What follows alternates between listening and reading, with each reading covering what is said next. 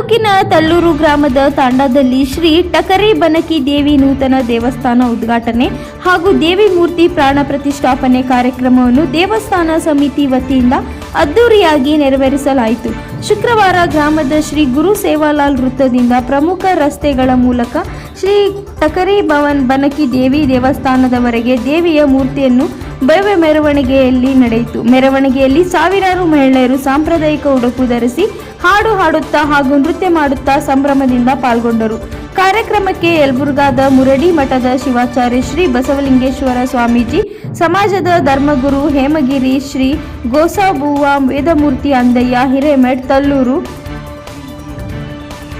ಹಾಗೂ ಶಿವಪ್ರಕಾಶ್ ಮಹಾರಾಜ್ ದಗ್ಗುಳ್ಗಿ ತಾಂಡ ಅವರು ದಿವ್ಯ ಸಾನ್ನಿಧ್ಯ ವಹಿಸಿ ಕಾರ್ಯಕ್ರಮ ಉದ್ಘಾಟಿಸಿ ಗಣ್ಯ ಭಕ್ತರಿಗೆ ಆಶೀರ್ವಚನ ನೀಡಿದರು.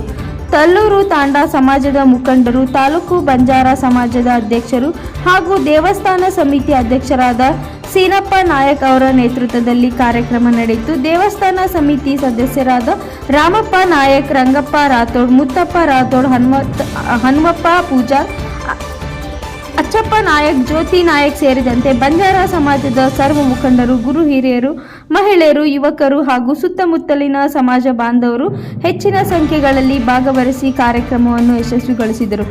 NKSTV4 ಯಲಬುರ್ಗಾ.